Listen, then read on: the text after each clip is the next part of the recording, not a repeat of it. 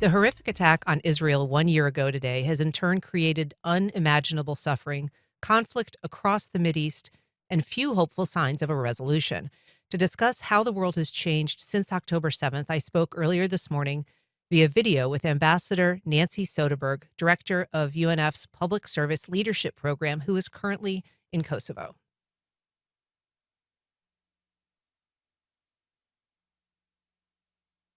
Hello, Ambassador Soderberg. It's a particularly fraught time in the Middle East. How do you characterize the impact of October 7th to that region and the rest of the world?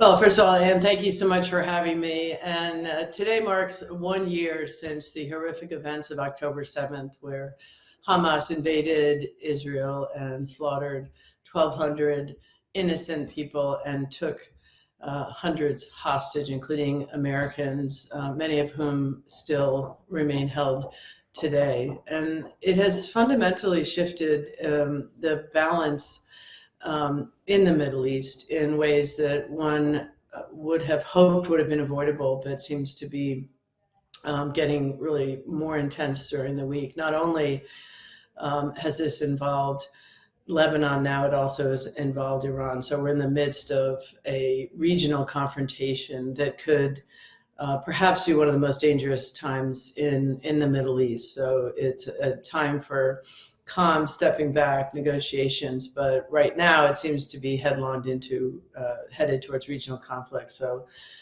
first of all, our hearts go out to the families who have lost loved ones there. We're grieved by the tens of thousands of Palestinians who've also lost their lives. And it's really time to step back from this brink and ensure Israel's security, but at a cost of life that is much less than what we're seeing today.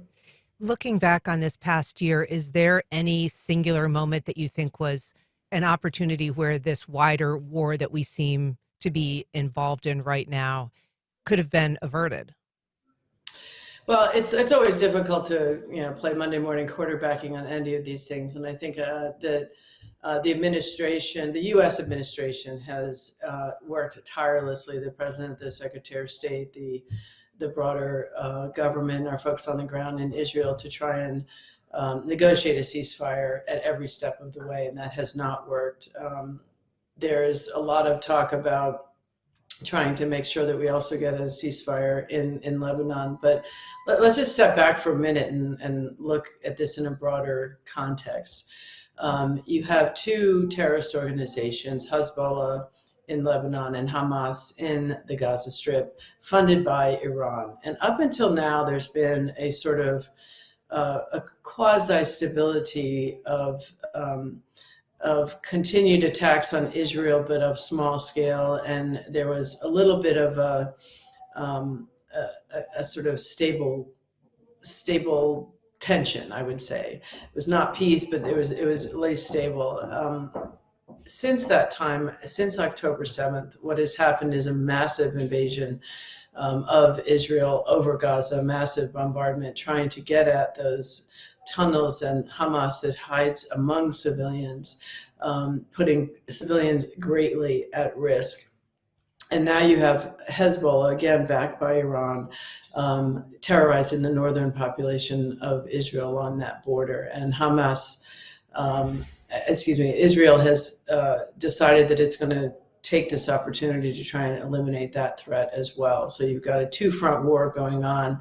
And then on top of that, you got Israel, on top of that, you have Iran retaliating for some of the deaths of the leaders, both in Beirut and in Tehran. And so you have a regional war going on that would have been avoided had Hamas not invaded Israel on October 7th. What this risks is involving the U.S. in a regional war there that no one wants. I think it's time for calm stepping back and seeing if we can try and make sure that we can preserve Israel's security, make sure that Hamas and Hezbollah are not a threat to Israel, and that Iran steps back from these attacks directly on the citizens of Israel. And Whether that happens or not, it's one big question. I think we're at the cusp of this is going to get a lot worse, or we'll say, all right, we've come to the brink, and let's step back now. The next step, what everyone's waiting for, is following last week's barrage of missile attacks, almost 200 onto the citizens of Israel. We're all waiting to see how Israel is going to respond, whether it's going to hit the infrastructure, the oil fields. We don't know. But I think that everyone is bracing for another round of this, which is very, very, very disturbing. And of course, here in the United States, we strongly support our ally Israel, but we're trying to urge calm and pulling back from the brink. Once Israel's security is preserved, so that Hamas and Hezbollah are no longer a threat, then we can start to begin to rebuild this peace here and try and make the whole region more stable by securing Israel's security and getting its neighbors to stop attacking Israel. And certainly, as you say, October 7th was the animating event behind this entire, regional war that's developed. But some have faulted Benjamin Netanyahu for, leading his country away from ceasefire and away from perhaps a more peaceful, stable place in order to preserve his power, in order to maintain his coalition with a right-wing government. Do you fault him for, for instance, being behind, murdering the Hezbollah leader who was kind of leading peace talks for a while? Well, you also have to remember that Hezbollah leader was the one who was behind the 1983 bombing of the Marine barracks in Beirut, which killed hundreds of Americans as well as 58 French soldiers. And this is someone who has killed thousands of Americans, thousands of Israelis, and I think having him finally met justice on that case is not something that a lot of people are looking back on. I think what your broader question, though, is could Israel do more? And I think this is what the administration has been trying to nudge Israel to try and begin to have a ceasefire once its security is secured. I'm really not in a position to kind of game out both sides of their individual steps here, but I think the broader point is that Israel has a right to defend itself, but it also has a responsibility to, once its security is assured, to step back from the brink of this wider war. And I think that's the goal that the United States is hoping will occur here. You have to also look at the broader prospects from the Middle East. I mean, prior to October 7th, the administration was on the verge of trying to get Saudi Arabia to recognize Israel.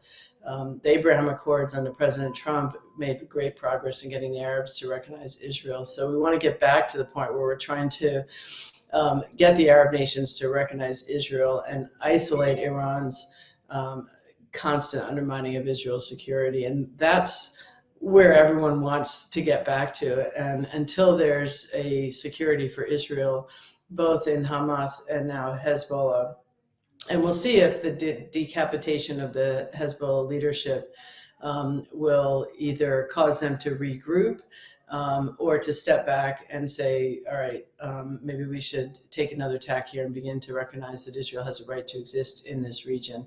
I think the chances of this escalating are very high. I think it's entirely likely that Iran will begin to attack Israel more directly. We'll see. But I think all of us want to make sure that we can see that, yes, Israel has a right to defend itself, but it's time to avoid a wider Middle East war. And that's been the U.S. stance for a year now. And I think all eyes are on whether or not this is going to now step back from the brink or escalate. And I think the U.S. is putting everything that it has on it to try and step that back. But this is one of the most tense times in the Middle East I've seen. What we don't want it to do is have it basically escalate into a much broader region where you have the Shia supported governments in both Yemen and Iran and other places around the world, Syria versus the Arab countries on one side. And that's what we've been trying to avoid for a long time. So I think it's important to recognize this has been going on for a year now. We mourn the incredible loss of life, but we all have an interest in bringing this to a close as soon as possible and beginning to reconstruct the region and get back to trying to build a more peaceful area in the Middle East. It may not work that way, so it's a very, very tense time, and I urge all to watch this playbook because it's not clear which way it's going. Well, Ambassador Nancy Soderberg, thank you so much for joining us from Kosovo this morning. Thank you so much for your insights on this conflict. We really appreciate it. Thank you for having me.